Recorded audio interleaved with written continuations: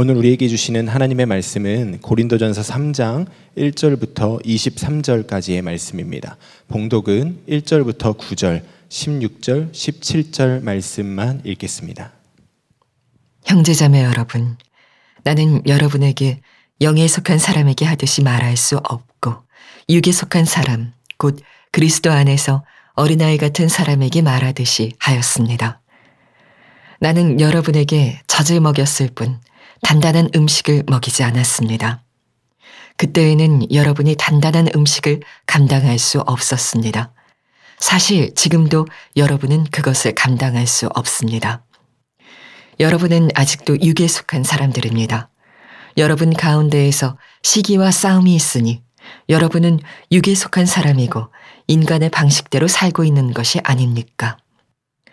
어떤 사람은 나는 바울 편이다 하고 또 다른 사람은 나는 아볼로 편이다 한다니 여러분은 육에 속한 사람이 아니고 무엇이겠습니까? 그렇다면 아볼로는 무엇이고 바울은 무엇입니까? 아볼로와 나는 여러분을 믿게 한 일꾼들이며 주님께서 우리에게 각각 맡겨주신 대로 일하였을 뿐입니다. 나는 심고 아볼로는 물을 주었습니다. 그러나 하나님께서 자라게 하셨습니다. 그러므로 심는 사람이나 물 주는 사람은 아무것도 아니요 자라게 하시는 분은 하나님이십니다. 심는 사람과 물 주는 사람은 하나이며 그들은 각각 수고한 만큼 자기의 삭을 받을 것입니다. 우리는 하나님의 동역자요 여러분은 하나님의 밭이며 하나님의 건물입니다. 여러분은 하나님의 성전이며 하나님의 성령이 여러분 안에 거하신다는 것을 알지 못합니까? 누구든지 하나님의 성전을 파괴하면 하나님께서도 그 사람을 멸하실 것입니다. 하나님의 성전은 거룩합니다. 여러분은 하나님의 성전입니다. 여러 가지 어려운 소식들이 많은데 오늘도 하나님께 나와 예배하고 또 여러 사정 때문에 인터넷으로 예배를 드려야 되는 분들 모두에게도 주의 은혜가 함께 하시기를 축복합니다. 어려울 때일수록 주 예수님과 더 동일하게 또 깊이 친밀하게 그렇게 동행하게 되시기를 바랍니다. 우리가 세상을 이길 힘은 오직 주님과 동행하는 데 있습니다.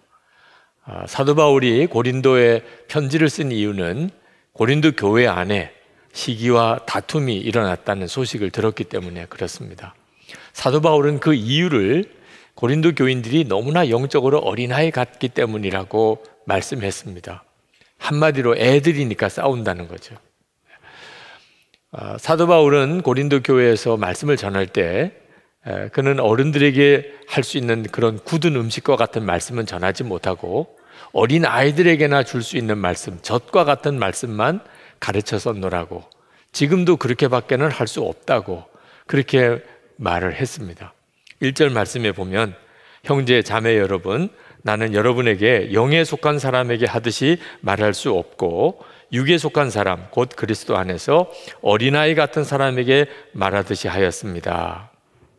여러분, 어떤 사람이 나이는 이제 어른인데 식당에서 가방에서 젖병을 꺼내서 그 젖병을 입에다 물고 식사 시간에 식사하는 사람을 보면 징그럽기도 하고 끔찍한 느낌이 들죠. 근데 실제로 교회 안에 그런 일이 벌어지고 있다는 겁니다. 나이는 분명히 들었고 또 목사고 또 교회 중직자고 믿음은 다 장성한 것 같은데, 그런데 젖병 물고 있는 어린애 같은 모습을 하고 있는 모습이 있다는 거예요. 그게 뭐냐면 서로 시기하고 다투고 팔을 나누어서 싸우는 것입니다. 영적으로 어린애들인 거죠. 애들이라는 겁니다. 3절 4절에 이렇게 말씀합니다. 여러분은 아직도 육에 속한 사람들입니다. 여러분 가운데서 시기와 싸움이 있으니 여러분은 육에 속한 사람이고 인간의 방식대로 살고 있는 것이 아닙니까? 어떤 사람은 나는 바울 편이다 하고 또 다른 사람은 나는 아볼로 편이다 한다니 여러분은 육에 속한 사람이 아니고 무엇이겠습니까? 여기 육에 속한 사람을 유진 피터슨이 쓴 메시지 성경에 보면 자기가 원하는 대로 되어야만 만족하는 사람, 그렇게 풀어서 설명을 했습니다. 애들이죠. 자기가 원하는 대로 해달라는, 자기가 원하는 대로 되어야만 만족하는 수준의 사람들. 그러니까 서로 시기하고 질투하고 교회 안에서 파가 나뉘고 서로 싸우는 거예요. 여러분 자신이 나이가 들어서 어른이고 또 목회자고 또 교회에서 중직자고 그런다고 해서 여러분이 영적으로도 어른인 것은 아니라는 사실을 분명히 알아야 합니다. 내가 원하는 대로 돼야만 만족하고 내가 옳다는 생각만 주장하고 그리고 끊임없이 다른 사람을 시기하고 그리고 팔을 나누어서 서로 다투고 나는 누구 편이야 라고 한다면 그는 영적으로는 아주 어린애입니다. 여러분 한번 유치원 아이들이 이 교회를 이끌어가고 있다고 생각해 보십시오. 우리 교회가 얼마나 큰 위기 가운데 빠지겠습니까? 그런데 안타깝게도 제가 어릴 때부터 본 교회 어른들은 그런 수준이었습니다. 그렇게 서로 싸우고 그리고 서로 시기하고 목회자들 모임에서도 그런 모습을 너무나 많이 보았습니다.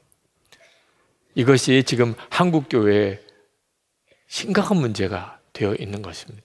영적으로는 어린애인데 맡고 있는 책임은 중한 책임을 맡고 있는 거죠.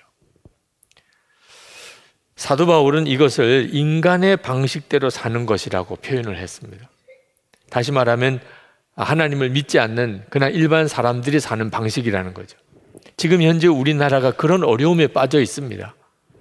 정치적으로나 사회적으로나 적 아니면 아군입니다. 나하고 맞지 않으면 무조건 적으로 생각합니다. 우리 사회가 아주 심각한 위기 상황 속에 빠져 들어가고 있습니다. 자, 사회는 하나님을 알지 못하니까 그렇다 하더라도 교회라도 바로 서 있어야 우리 사회가 바로 될 수 있잖아요.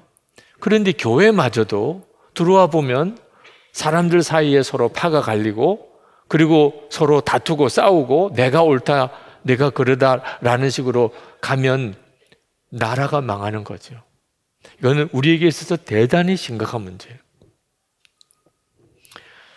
여러분, 왜 도대체 사람들이 이처럼 영적으로 어린아이 같이 되는 거죠? 예수님을 실제로 바라보는 눈이 뜨이지 않았기 때문입니다. 예수님을 믿는다고는 하지만 실제로 예수님이 함께 계시는 것이 믿어지지도 않고 바라보아지지도 않는 겁니다. 예수님이 정말 함께 계시는 게 진짜 믿어지고 주님을 바라본다면 사람을 내세울 일이 있겠습니까? 예수님이 분명히 계신데 나는 누구 파야 그게 말이 됩니까? 큰 소리 내고 싸울 수 있습니까? 예수님이 바로 옆에 계신데 주님을 바라보면서 어떻게 서로 시기 질투하고 다투고 팔을 나눌 수가 있겠습니까? 주님을 바라보지 못하는 거예요.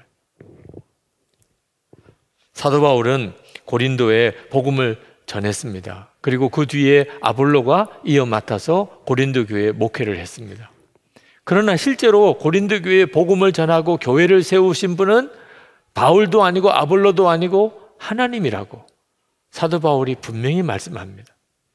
5절부터 7절에 보면 그렇다면 아볼로는 무엇이고 바울은 무엇입니까? 아볼로와 나는 여러분을 믿게 한 일꾼들이며 주님께서 우리에게 각각 맡겨주신 대로 일하였을 뿐입니다. 나는 심고 아볼로는 물을 주었습니다. 그러나 하나님께서 자라게 하셨습니다. 그러므로 심는 사람이나 물 주는 사람은 아무것도 아니요 자라게 하시는 분은 하나님이십니다. 너무나 당연한 말이잖아요. 여러분 중에 이 정도도 이해 못할 사람 있습니까? 그런데도 실제로 교회 공동체로 모여보면 왜 그렇게 서로 다툼이 많고 파가 갈리는지요. 실제로는 예수님이 함께 계시는 것이 안 보이는 겁니다. 그래서 9절에 우리는 하나님의 동력자요 여러분은 하나님의 밭이며 하나님의 건물이라고 말씀하고 있습니다. 교회는 예수 그리스도 외에는 다른 기초가 없습니다. 유기성 목사도 이 교회에서 예수님의 종일 뿐이지 이 교회의 기초 아닙니다. 나는 어느 목사파다, 나는 어느 목사파다, 나는 어느 장로파다 없습니다. 교회는 오직 예수 그리스도만이 기초입니다. 11절에 아무도 이미 놓인 기초이신 예수 그리스도밖에 또 다른 기초를 놓을 수 없습니다. 12절에서 15절까지 보면은 어떤 교회든지 주님 오실 때 다 불로 한번 검증을 받는다고 말씀하고 있습니다. 불시험이 오는 거예요. 이유는 하나입니다. 그 교회가 진짜 예수님의 교회인지를 검증하는 겁니다. 불시험이 왔는데 금과 은과 보석으로 지은 그런 교회는 끄떡없습니다. 다시 말하면 예수님이 진짜 그 교회의 주인이신 교회, 살아 역사하시는 교회는 불시험이 올 때 오히려 예수님의 역사와 존재가 더 분명하게 드러납니다. 그런데 나무나 또는 풀이나 지프로 그렇게 만든 교회가 있는데 이런 교회는 다 불타버립니다. 불시험이 올 때. 그건 사람의 노력이나 사람의 비전이나 사람이 가지고 있는 어떤 열심을 가지고 세워진 교회입니다. 예를 들면 이렇습니다. 어느 교회에 가면 그 교회에 언제 나왔느냐고 하는 게 자랑인 그런 사람들이 있습니다. 우리 주님 앞에서 얼마나 창피한 일입니까? 교회 일찍 그 교회에 등록한 게 뭘 그렇게 자랑거리가 됩니까? 얼마나 그 교회에 헌금 많이 했느냐, 그걸 자랑으로 삼는 교인도 있습니다. 신학교, 어느 신학교에서 공부했는가, 그걸 자랑으로 하는 목사님들도 계십니다. 그런 것들이 바로 나무나 풀이나 지프로 세운 것들입니다. 불시험이 오면 진짜 창피할 노릇입니다. 우리 주님 앞에 섰을 때 그런 거나 자랑하고 있었던 사람들이 얼마나 창피하고 두렵겠습니까? 1948년에 중국이 공산당 치하에 들어갔습니다. 공산당 정부가 교회를 눈에 가시처럼 생각을. 그래서 모든 선교사를 다 추방했습니다. 모든 목사를 다 감옥에 가뒀습니다. 모든 예배당 다 문 다 걸어 잠그고 못 박았습니다. 예배 못 드리게 했습니다.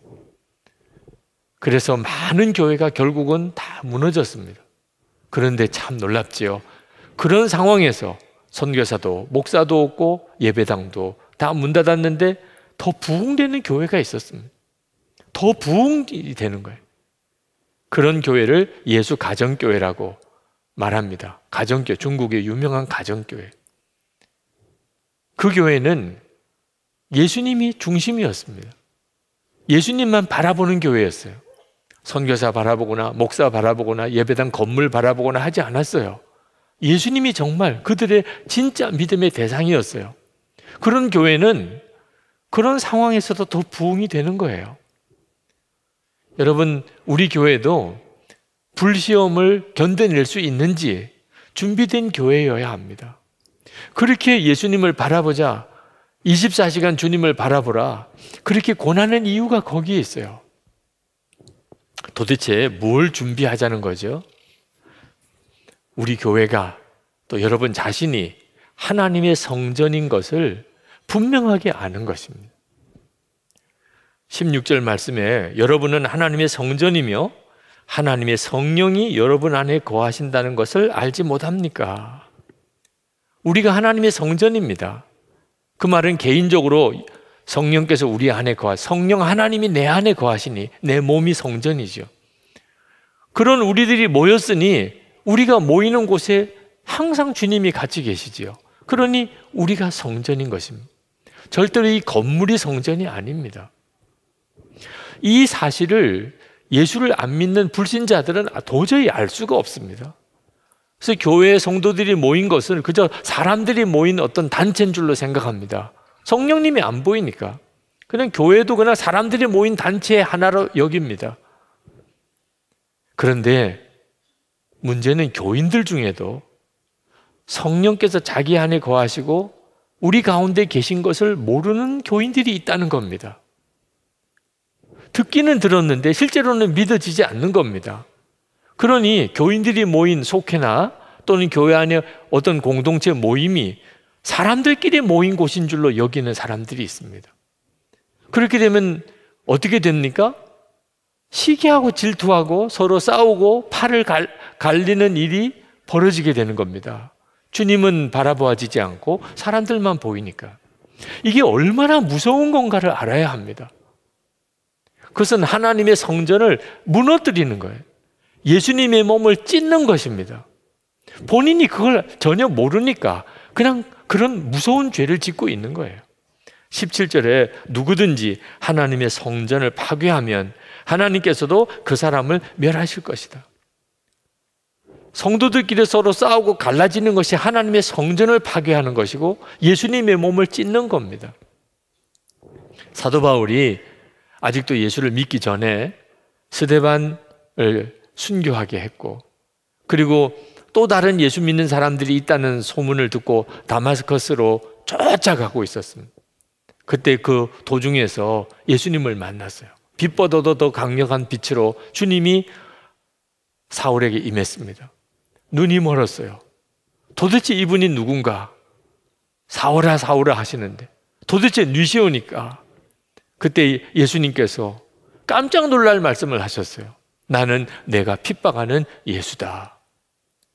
사도 바울이 자기는 예수님을 핍박한 적이 없어요. 예수 믿는 성도들 교회를 핍박했지 사도 바울은 예수님을 직접 만나본 적도 없어요. 그런데 예수님은 내가 핍박하는 예수랄. 그 말은 교회와 예수님은 같이 보셨다. 교회가 핍박을 당했는데 예수님이 핍박을 당했다고 예수님은 말씀하셨어요. 여러분, 교회 공동체는 그렇게 쉽게 생각할 공동체가 아닙니다.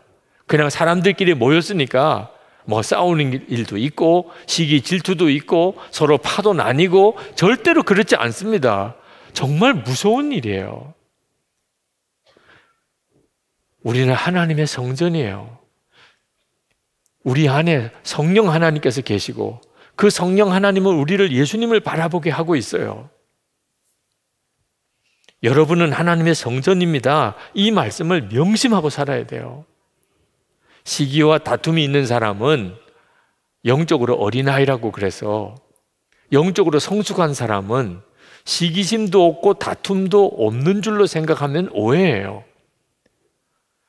영적으로 성숙한 사람도 육신을 가지고 있기 때문에 끊임없이 시기하는 마음, 다투는 마음, 화가 난 마음 일어나요. 영적으로 성숙한 사람도 똑같아요. 사도 바울이 사도행전 15장에 보면 바나바와 엄청 싸웠어요. 마가라는 사람을 데려갈 거냐 말 거냐 하는 문제로. 그래서 바울과 바나바가 따로따로 전도 여행을 떠났을 정도예요. 영적으로 성숙한 사람도 똑같은 사람이에요. 화도 나고 시기심도 생기고 육신적인 어떤 욕망도 똑같이 일어나요. 다른 게 뭡니까 도대체? 그러면 영적으로 성숙한 사람이 다른 것은 주님이 함께 계시는 것을 정말 믿고 그 주님을 바라보는 눈이 뜨였다는 거예요.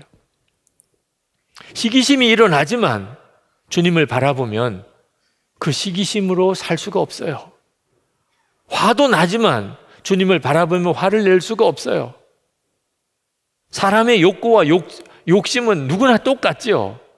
그런데 주님이 함께 계시는 것이 진짜 믿어지니까 내 마음의 욕심과 정욕은 십자가에 못 박은 거예요. 그리고 오직 주님께 순종하게 되는 겁니다. 그 점만 다를 거예요. 그러니 여러분, 주님을 바라보는 눈이 뜨인 사람이 영적으로 성숙한 사람이에요. 주님이 함께 계신데 주님이 나와 함께 계신 것을 믿지도 못하고 바라보지도 않으니까 어린아이 같이 하는 거예요. 계속 자기가 원하는 대로만 되려고, 자기가 생각하는 것만 옳다고 그러고, 그리고 서로 싸우고 시기하고 질투하게 되는 거예요. 교회 공동체가 맨 싸움판이 되어버리는 거죠. 주님을 바라보지 못하니까 그런 것입니다. 지금 신종 코로나 바이러스로 인한 두려움이 사람들 사이에 쫙 퍼져 있습니다. 전 세계가 지금 그 일로 인해서 두려움에 사로잡혀 있어요. 보이지 않잖아요, 바이러스는. 그런데도 알아요. 지금 바이러스가 퍼지고 있다는 걸. 그런데 여러분, 우리가 진짜 정말 두려워해야 될 것은 눈에 보이지 않는 죄의 바이러스예요. 코로나 바이러스보다 비교할 수 없이 무서운 바이러스가 지금 사람들 사이에 퍼져 있어요. 무섭게 퍼져가요. 죄의 바이러스예요. 마귀의 역사예요. 우는 사자같이 삼킬 자를 삼키고 있어요. 지금 이 시간에도 얼마나 많은 사람들이 죄에 사로잡혀서 멸망의 길로 가는지 몰라요. 사망자 통계가 계속 나오고 있는데 영원한 멸망에 빠지는 사람의 통계는 얼마나 더 끔찍하게 많을까요? 코로나 바이러스 때문에 우리가 이렇게 두려워하고 있는데 진짜 두려워할 건 따로 있어요. 죄의 바이러스예요. 그러나 죄의 바이러스보다 더 강력한 것이 있어요. 그게 뭐냐면 보이지 않으시지만 너무나 분명히 우리와 함께 계시는 주 예수님이에요.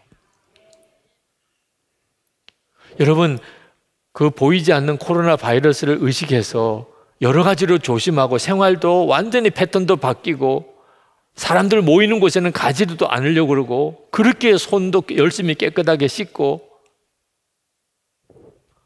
보이지 않지만 바이러스가 지금 이렇게 전염되고 있다는 사실을 아니까 바뀌잖아요. 근데 성령께서 내 안에 계시고 주 예수님이 내 생명이시라는 걸 여러분이 진짜 의식하기 시작하면 코로나 바이러스를 의식하는 것 비교가 안 되는 삶의 변화가 일어나요. 그게 우리에게 있어서 그렇게 어려운가요? 아니, 지금 여러분들이 그 영향을 경험하고 있잖아요. 지금 눈에 보이지 않는 바이러스가 존재하고 있다는 것을 여러분이 다 느끼고 있잖아요. 그러니까 여러분의 생활 패턴을 바꾸잖아요. 여러분이 진짜 예수님이 여러분과 함께 계시다는 것을 정말 믿고 의식하기 시작하면 여러분의 삶 전체는 완전히 달라지게 돼요. 보이지 않지만 증상은 분명합니다. 코로나 바이러스가 정말 지금도 이렇게 우리 가운데서 퍼지고 그렇게 전염되고 있나? 누가 열이 나고 기침을 하고 폐렴 증상이 나타나고 와, 정말 역사하고 있구나. 알지요. 증상을 보니까 아는 거예요. 눈에는 안 보이지만. 여러분, 죄의 바이러스가 진짜 역사하고 있나? 음란함, 욕심, 탐심, 거짓, 그런 일들이 사람들 속에 일어나고 있잖아요. 야, 진짜 죄의 바이러스가 진짜 역사하고 있구나. 어떻게 사람이 저렇게 변할 수 있어? 우리가 증상이 나타나는 거 보니까 알 수 있잖아요. 여러분, 성령님께서 지금 우리 가운데 진짜 계신가요? 역시 증상을 보면 알 수가 있어요. 여러분, 예배 드릴 때 주 예수님의 이름을 부르고 하나님을 아버지라고 부르고 기도하고 그리고 찬송하고 오늘 이처럼 하나님께 예배 드려야지, 그런 마음이 여러분 안에 이렇게 역사하는 것 자체가 다 여러분 안에 성령께서 역사하시는 증상이에요. 눈으로는 볼 수가 없어요, 성령님을. 그러나 여러분은 이미 다 알아요. 여러분 안에 성령님이 역사하고 있다는 걸. 그래서 오늘 이렇게 교회에 오신 거잖아요. 우리의 일상생활 속에서 우리도 주님이 우리와 함께 계시는 것을 다 알게 돼 있어요. 여러분, 교회에 와서나 예수님이 주님입니까? 여러분, 교회에 와서나 하나님이 아버지이십니까? 여러분이 집에 있어서 똑같잖아요. 직장에 있어서도 뭐가 다릅니까? 여러분 안에 예수님을 주님이라고 고백하고 하나님을 아버지라고 그렇게 부르게 해주시는 분이 여러분 안에 계시잖아요. 나는 그리스도인이야. 하나님은 내 아버지시여. 성령께서 여러분에게 책망하시고 근심하시는 것을 다 경험하잖아요. 하나님의 일을 하고 싶은 소원이 생기고 전도하고 싶고 용서해야 되고 사랑해야 된다는 마음이 일어나는 일들이 여러분에게 실제로 일어나고 있잖아요. 그 성령님을 주목하셔야 돼요. 이것이 바로 하나님의 성전된 자예요. 주님이 내 안에 계시구나. 내 안에 역사하고 계시구나. 그때부터 우리의 삶은 바뀌는 거예요. 밑사람 모임 때 어느 집사님하고 이야기를 나누는데 자기가 어려서부터 교회를 다녔지만 자발적으로 새벽 기도는 그날 처음 나왔다는 거예요. 어째서 그렇게 나올 마음이 들었습니까? 자기가 하나님을 그동안에 멸시하고 살았다는 것을 깨달았다는 거예요. 어떻게 그걸 깨달았습니까? 민수기 14장을 읽는데 이스라엘 백성들이 가나안 땅에 정탐꾼을 보냈는데 10명이 돌아와서 얼마나 악평을 하는지, 우리가 그 가나안 땅 들어가면 다 죽는다는 거예요. 이스라엘 백성들이 그 보고를 듣고 전부 다 탄식을 하고 울고 모세를 원망하고 돌로 쳐서 모세를 죽이려고 그러고 우리 다 돌아가자, 애굽으로 돌아가자, 난리가 났었습니다. 그 모습을 보고 하나님께서 말씀하시기를 이 백성이 나를 멸시한다.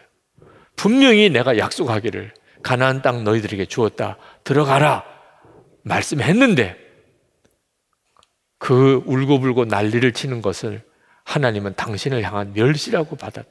그런데 그 집사님이 그 성경을 읽는데 꼭 자기에게 하는 말씀 같으더래요. 기도해라, 내가 응답하리라. 한두 번 들은 게 아닙니다.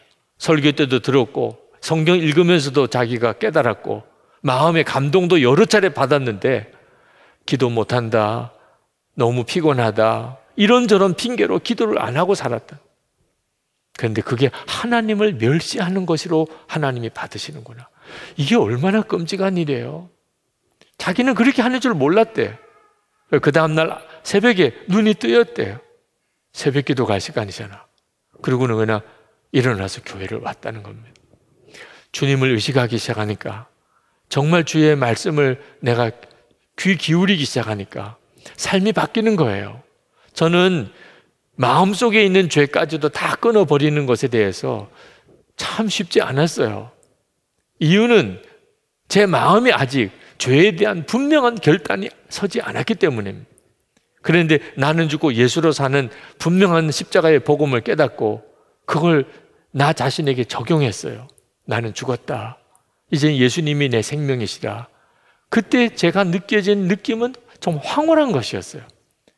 완전히 제가 다시 태어나는 것 같았어요. 그런데 기도하는 중에 주님이 저에게 물으셨어요. 너는 이제 죄와 완전히 결별할 마음이 되었느냐?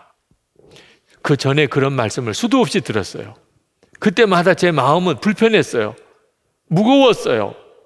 도대체 무슨 낙으로 살아야지? 이런 생각이었어요. 여러분, 죄를 끊어버리지 못하는 데는 죄에 대한 미련을 마음에 가지고 있기 때문입니다. 죄를 끊어버리고 사는 것은 재미없는 인생이라고 생각하고 있기 때문에. 근데 그날은 제 마음속에서부터 죄에 대한 너무나 혐오감이 드는 거예요. 그동안의 죄와 그렇게 은근히 짝하고 마음을 두었던 것이 너무 애통한 거예요. 그저 제 중심에서부터 하나님께, 하나님, 정말 제가 원합니다. 제가 죄에서 완전히 결별하기를 원합니다. 그 다음부터 죄에 대한 태도가 달라졌어요. 주님을 바라보는 눈이 뜨이고 나니까 완전히 달라져 버렸어요. 주 예수님을 정말 바라보셔야 돼요. 하나님의 성전된 은혜는 다 받았어요. 그러나 내가 진짜 하나님의 성전이라고 믿고 사는 것은 다른 문제예요. 여러분이 정말 예수님을 바라보게 되면, 그러면 예수님 때문에 어리석은 사람이 돼요. 18절 말씀에 아무도 자기를 속이지 말아야 합니다. 여러분 가운데서 누구든지 이 세상에서 지혜 있는 사람이라고 스스로 생각하거든 정말로 지혜 있는 사람이 되기 위하여 어리석은 사람이 되어야 합니다. 아니, 똑똑한 사람이 되어도 살기 어려운데 왜 어리석은 사람이 되라 그러는 거죠? 예수님 안에서 어리석은 사람이 지혜로운 사람이니까. 여러분, 딸 바보라는 말 들어보셨죠? 딸을 둔 아버지는요, 다른 사람이 보면 꼭 바보 같아요. 딸만 보면 완전히 바보같이 돼요. 예수님 바라보는 것도 똑같아요. 예수님을 바라보는 눈이 뜨이고 나면요, 예수님 바보가 돼요. 세상 사람들이 볼 때는 완전히 바보같이 아주 어리석고 아무런 힘도 없고 때리면 그냥 맞기만 하고 괴롭히면 그냥 괴로움만 당하고 반항할 줄도 모르고. 그런데 여러분 꼭 아셔야 돼요. 그렇게 예수님을 바라보는 사람이 진짜 지혜로운 사람이에요. 진짜 살 길을 아는 사람이에요. 하나님이 지킬 수 있는 사람이에요. 하나님이 하라는 대로 할 수 있는 믿음이 있는 사람이에요. 싸우지 않는 건 말할 것도 없고, 시기 질투 주님 바라보고 나면 더 이상 내게는 문제가 안 돼요. 여러분, 세상이 어려울수록 교회는 더 예수님의 교회가 되어야 되고, 우리 성도들은 정말 하나님의 성전으로 서야 합니다. 그렇지 않으면 세상을 이길 수가 없어요. 주 예수님을 정말 바라보시게 되기를 축복합니다.